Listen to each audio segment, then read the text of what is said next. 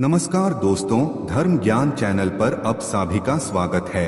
अगर अब भी भगवान श्री कृष्णा का भक्त है तो कमेंट में जय श्री कृष्णा जरूर लिखे। तो चलिए शुरू करते हैं आज की प्रस्तुति। महर्षि वेदव्यास ने 18 पुराणों का संकलन किया। इनमें से 3 पुराण श्रीमद् भागवत महापुराण, विष्णु पुराण और गरुड़ पुराण को कलिकाल में महत्वपूर्ण माना गया है।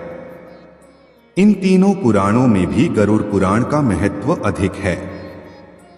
गरुड़ पुराण हिंदू धर्म के 18 पवित्र पुराणों में से वैष्णव संप्रदाय से संबंधित एक महापुराण है। यह पुराण सनातन हिंदू धर्म में मृत्यु के बाद सद्गति प्रदान करने वाला माना जाता है। भगवान श्री हरि विष्णु को इस पुराण के अधिष्ठात्री देव माना जाता है, इसलिए यह पुराण वैष्णव पुराण है। गरुड़ पुराण को हिंदू धर्म में मृत्यु के बाद श्रवण करने का प्रावधान है। गरुड़ पुराण कहता है कि मनुष्य के कर्मों का फल मनुष्य को जीवन में तो मिलता है, परंतु मनुष्य के मृत्यु के बाद भी कर्मों का फल मिलता है।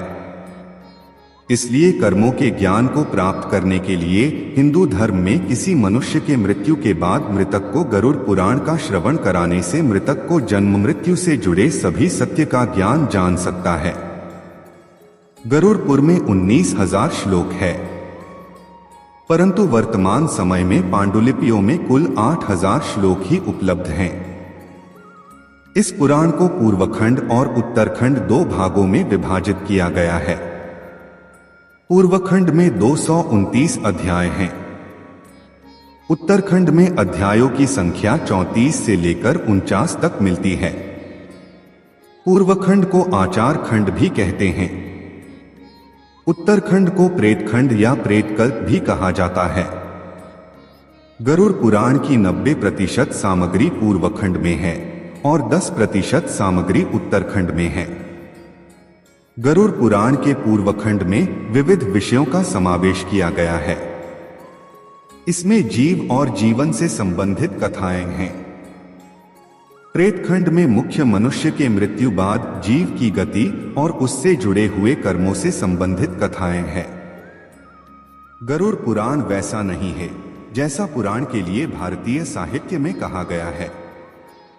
इस पुराण में वर्णित कथाएं भगवान विष्णु ने अपने वाहन गरुड़ को सुनाई थी। फिर गरुड़ जी ने महर्षि कश्यप को सुनाई थी। गरुड़ पुराण के पूर्वखंड में भगवान विष्णु की भक्ति और उपासना की विधियों का वर्णन है। प्रेतखंड में प्रेत कल्प का विस्तार से वर्णन के साथ साथ विभिन्न नरकों में जीव के जाने का वर्णन मिलता है। इसमें मृत्यु के बाद आत्मा की क्या गति होती है, आत्मा किस प्रकार की योनियों में जन्म लेता उसका वर्णन, प्रेत योनि से मुक्ति किस प्रकार पाई जाती उसका वर्णन और नरकों के दारुण दुख से कैसे मोक्ष प्राप्त करने का वर्णन आदि का विस्तार पूर्वक विवेचन किया गया है। भगवान श्री हरि विष्णु का वाहन पक्षीराज गरुड़ को कहा जाता है। एक बार भगवान विष्णु से पक्षीराज गरुड़ ने प्रश्न पूछा कि मृत्यु के बाद प्राणियों की स्थिति, जीव की यमलोक यात्रा, विभिन्न कर्मों से प्राप्त होने वाले नरकों, योनियों तथा पापियों की दुर्गति से संबंधित अनेक गूढ़ एवं रहस्ययुक्त है। गरुड़ जी की जिज्ञासा शांत करने लिए भगवान विष्णु ने उन्हें जो ज्ञानमय उपदेश दिया था, यह ज्ञानमय उपदेश को गरुड़ पुराण कहते हैं। गरुड़ जी के प्रश्न पूछने पर ही स्वयं भगवान विष्णु के मुख से मृत्यु के उपरांत के गूढ़ रहस्य और परम कल्याणकारी वचन प्रकट हुए।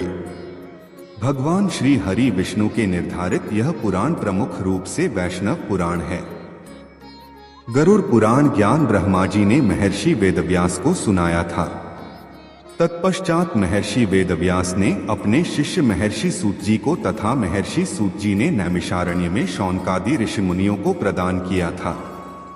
हिंदू धर्म के 16 संस्कारों में 3 जन्म से पूर्व, 4 जीवन काल में तथा 1 संस्कार मृत्यु के उपरांत किया जाने वाला अंतिम अर्थात अंत्येष्टि कर्म है, जिसका संबंध दाह संस्कार व अन्य अनुष्ठानों से है। मत्स्य पुराण के अनुसार मृत्यु से 12 दिनों तक मृतक की आत्मा अपने आवास व सगे संबंधियों के आसपास ही रहती है। मृतक की आत्मा अंत्येष्टि कर्म का संचालन कर रहे पुरोहित के शरीर में भी देवरूप में प्रवेश करती है। शास्त्रों के अनुसार मृतक की आत्मा गरुड़ पुराण की कथा को सुनती है, जिससे कि उसे मुक्ति मिल सके। पितृमेध सूत्र के अनुसार जिस प्रकार मनुष्य को जीवन में संस्कार के निर्वहन से जय मिलती है, उसी प्रकार मरणोपरांत किए जाने वाले अंत्येष्टि संस्कार के निर्वहन से मृतक को स्वर्ग प्राप्त होता है। प्रत्येक व्यक्ति